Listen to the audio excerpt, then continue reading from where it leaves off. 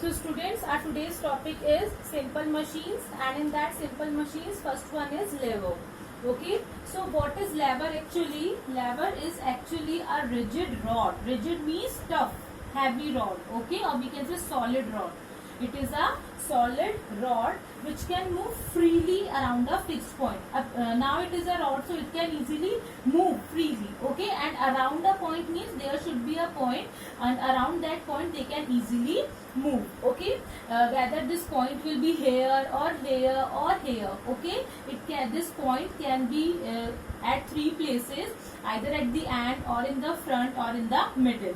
Okay, so this lever is actually a rigid rod which can move freely on around a fixed point. Okay, now this lever is actually consist of three parts. This complete lever is actually consist of three parts. The first part is load, then second one is fulcrum, and the third one is effort. Okay, now load is that part on which force or work is being done. Okay, load is that part on which work is being done.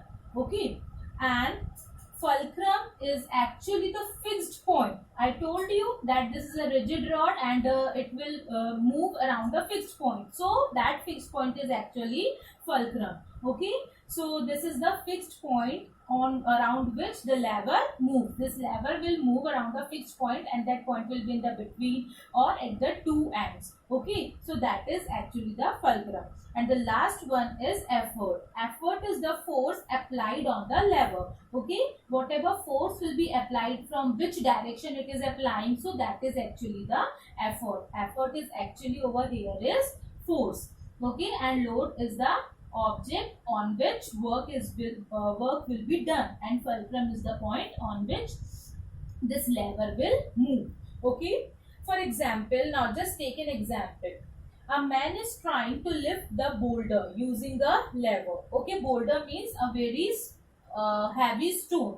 Okay, and he is just trying to lift this boulder using a lever. So what type of lever he will use? He will use this type of stick, okay, or a rod, and that rod will have a fixed point. Okay, or we can say a small stone over here.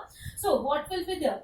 From this position, effort will be given, force will be applied. Okay, in this way force will be applied. This complete rigid rod will be fixed or will be moved around this fulcrum. This will be the fulcrum. Okay, this will be the fulcrum. This is the fixed point, and on which object the work is being done? On this boulder. So this will be the load. This is how a lever works. Okay, so here boulder is the load, force is being applied by the man in the effort is the effort, and this effort will be from here also or here also. That is up to the distance on which place its hands are present. If the man's hand are present over here, then the effort will be applied over here, and if the hands are here, then the effort will be applied over here. And the small rock on which the rod is fixed is the fulcrum. Fine. So there are three classes of lever. Okay, on the basis of the different positions of these three. Okay, so first class lever. First of all, we will learn about the first class lever. So what will happen? What is the diagram of it? This will be the rigid rod. In the first class lever, the fulcrum will remain at the center, and the load will remain at one of its point. Either this load will be here, or you can place this rod over here. Okay, this load can be at both the ends. Okay, either here or here, and one side will be the effort in the upward direction. Okay, and the example of this first class levers are a pair of scissors. Okay, a pair of scissors, seesaw, crowbar, and a plier, etc. All these are the examples of first class lever. Now let's discuss about the seesaw and the scissor. Seesaw is like that. This will be the midpoint, or we can say fulcrum, and these two at these two places person sits and one person will apply the pressure, then this load will move upward, and if this one will apply the pressure, then here the load will move up. So this one is a first class lever. Take another example of scissor. What happens in the scissors? This is the middle point. This is actually the fulcrum.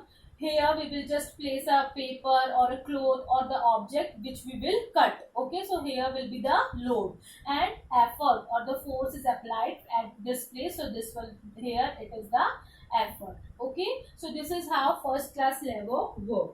Now next to second class lever. What is second class lever? In the second class lever, what is there? The diagram is like this. This is the rigid rod, and here fulcrum will be here at this point. Okay, at one of its end point, in between it will be, there will be the load, and here from the below side there will be the effort. Okay, this will be the effort, load, and fulcrum. Examples are wheelbarrow, nutcracker, bottle opener, etc. Now take an example of nutcracker and bottle opener. Okay, so if you have seen the bottle opener, then how it works? This is the cap of the bottle. Okay, and what you will do, what you actually used to do, you just place that hole into this bottle and then just make a point over here. Bottle के इस तरफ, if this one is the bottle, then what we used to do, when we will just place the bottle opener in this, okay, then we will just make the point or the fulcrum over this end of the bottle, and then we press it. Press करते हैं अपन उसको, ठीक है, and the load will be the cap. Okay, so when we will press it with the help of this fulcrum, this cap opens. Okay, so this is how it works. Next example is nutcracker. In the nutcracker also the same thing happens. Likewise, this, it works like that, and then here at the two ends you will get the two arms. Now this point is closed in the nutcracker at this particular place, so this will act as a fulcrum. Here you will place the nut, so this will be the load, and here you will apply the pressure. Okay, so here you will apply actually the effort. So this is how second class lever works. Now the third class lever. We'll discuss about third class lever. So this is the diagram for the third class lever. Here at this point fulcrum will be placed, at this point load will be placed, and in between effort will be applied. Okay, force will be applied. So example is stapler, fishing rod, or tongs. These are the example of third class lever. You just take the example of stapler. What happens in the stapler? You know that the stapler is joined at this particular point. Okay, so that will be act as fulcrum. Load will be applied over here, paper or anything you will apply over there, and you will press it. So effort will be applied over here. So this is the third class lever. Or you can take an example of fishing rod also. What you will do actually with the fishing rod, the handle will be capped like this, and then you will try to take out the fish. Okay, so the handle will be the fulcrum. Okay, and then you will apply the force over here, and from here, from this net only, you will take out the fish. The load will be here. So this is how the third class lever works. So we have learnt about the three classes of lever. Now our next type of simple machine is wheel and axle. Okay, wheel and axle. It is the second type of simple machine. Now you know wheel. So this wheel and axle is actually consists of a wheel and an axle. Okay, wheel is attached to a rod called axle. So this is a rod which we called as axle. Okay, and wheel is attached.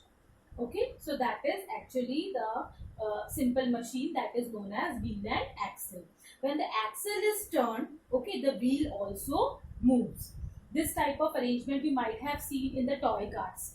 Okay, the steering of the wheel of a car, or we can say like if you have seen the steering of a car, okay, a wheel of a car, then a screwdriver or a sewing machine or a doorknob. All these works as a wheel. All are the examples of wheel and axle. All the vehicles have wheel and axle, that I have already told. In the bicycle also you will get this type of arrangement. In the scooters or cars or any other vehicle you will get this type of arrangement. Screwdriver, how it worked as a wheel and axle. So this one is the rod, okay, and here you will get the handle. So what we do when we turn this rod inside the nail, okay, then this automatically moves, okay. So that is actually the we can say arrangement of wheel and axle. Here this one is the axle and this one is the wheel. So this is all about the wheel and axle, okay. So that's all for today, students.